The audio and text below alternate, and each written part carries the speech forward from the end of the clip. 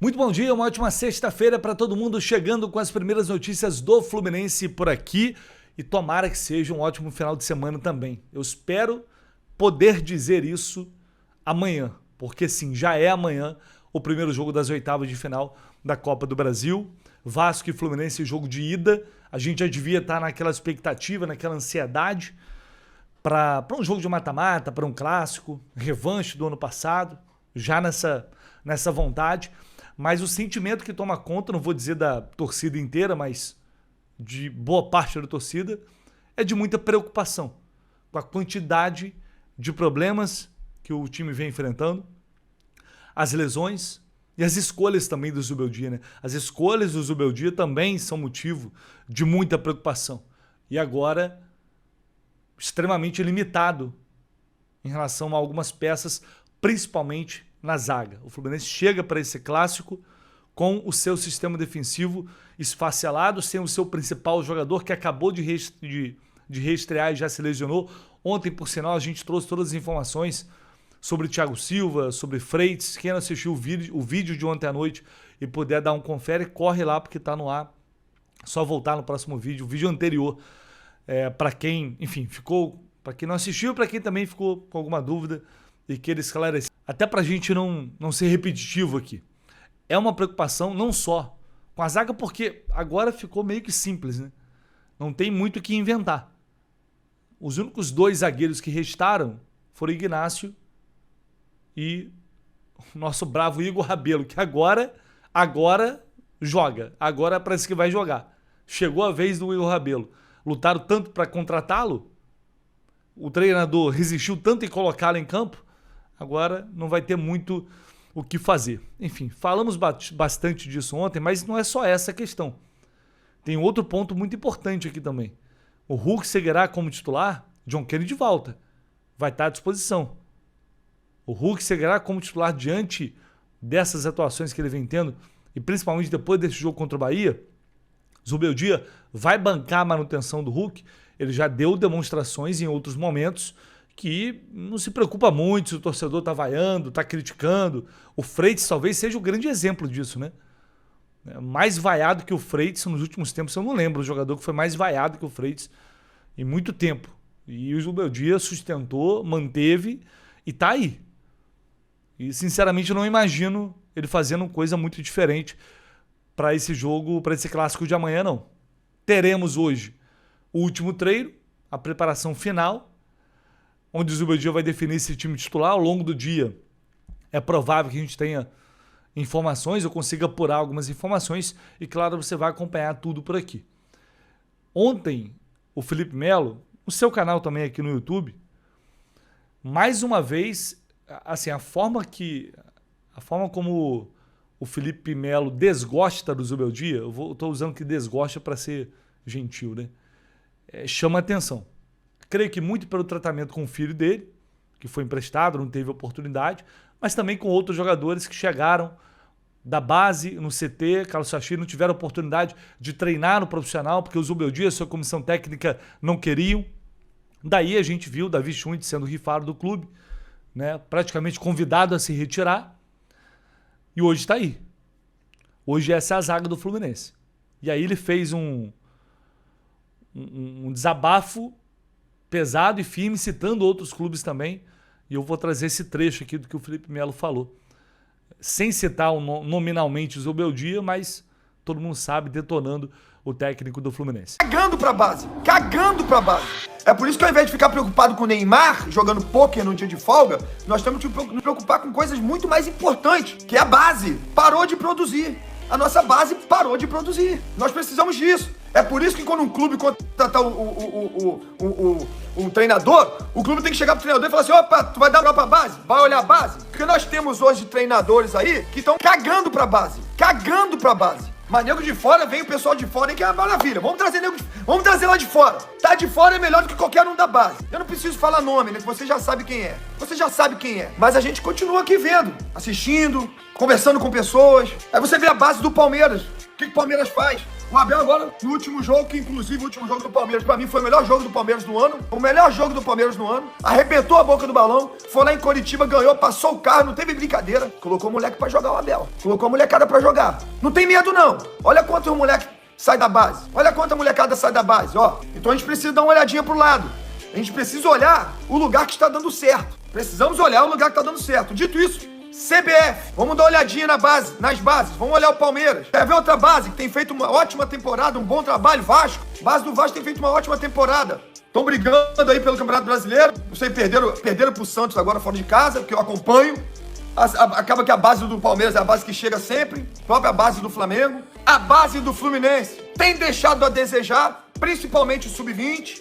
E aí eu vou entrar no tema Fred, tá aqui também, que acaba de assumir o Sub-20 do Fluminense. Alguém que conhece o clube, alguém que tem amor pelo clube. Parabéns ao presidente, que trouxe um grande ídolo de volta a casa, que é o Fred. Matheus Montenegro fez muito bem. Aproveitando esse elogio, para pedir para o Matheus Montenegro, que é um cara sábio, cara que eu tenho muito em consideração, é meu amigo particular. Saímos para tomar vinho, saímos para conversar, nos encontramos na Copa do Mundo e não falamos de futebol. Não falamos de futebol. Então a gente é um amigo que eu tenho, pessoal, tá bom?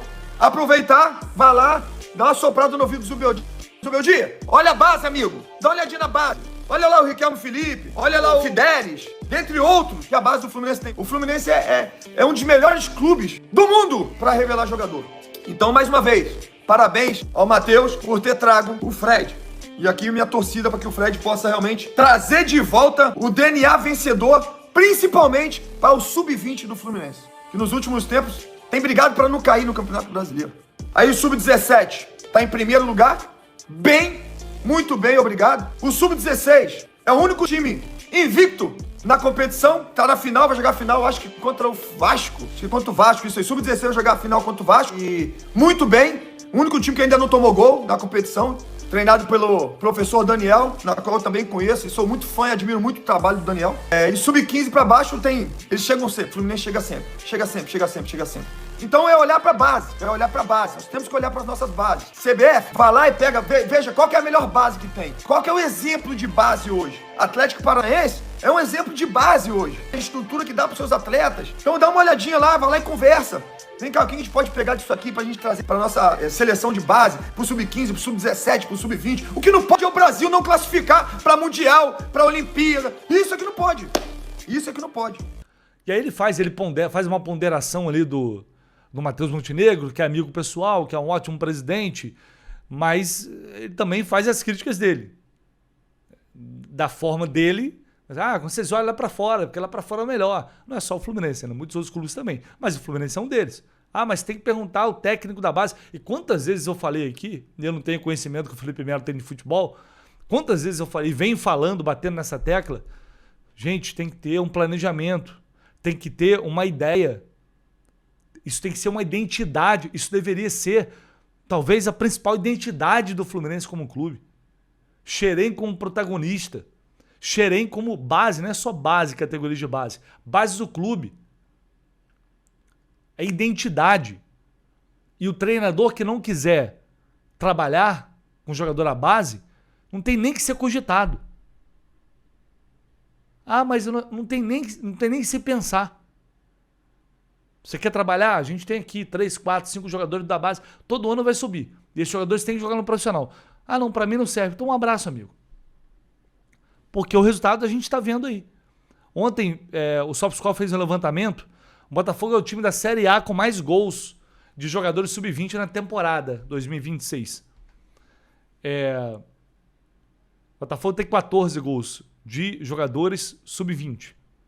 Atlético 12, Bahia 9, Cruzeiro 9, Corinthians 8, Grêmio 4, Internacional 4, Atlético 3, Curitiba 3, Flamengo, Palmeiras 3, Vasco 2. Quantos tem o Fluminense? Nenhum. Essa semana, o técnico da seleção brasileira sub-20, Paulo Vitor Gomes, convocou a seleção brasileira sub-20 para os amistosos contra a Bolívia. Sabe quantos jogadores do Fluminense tinha nesse time? Quantos estavam ou quantos fazem parte dessa lista? Adivinha? Nenhum. A seleção brasileira convocada para amistosos contra a Bolívia e não tem nenhum jogador do Fluminense. Isso é muito sintomático, gente. Isso é muito preocupante. Isso não dá para normalizar. Se continuar desse jeito, bom, uma hora a conta está começando a chegar e ela vai ser cada vez mais pesada. Vamos ver aonde isso vai parar. Se aí estão colocando tudo nas mãos da SAF, na fé que a SAF vai passar, que a SAF vai vir, que vai resolver, pode ser que estejam, mas eu não consigo olhar para isso e olhar para o que é Xerém, para o que deveria ser Xerém e normalizar isso não, sendo bem sincero. É muito bizarro para mim a gente ter essa base e não ter um zagueiro num momento como esse para falar, não vou apostar nesse moleque. Agora, vai lá. Não tem um volante. Não tem.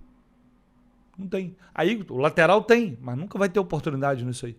O atacante tem, mas também não vai ter.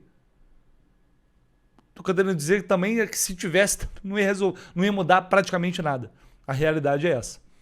Bom, feito o desabafo do Felipe Melo, vamos ver o que ele vai definir para o jogo de amanhã. Eu vou trazer aqui agora algumas atualizações de mercado, de situações que foram especuladas aí nos últimos dias.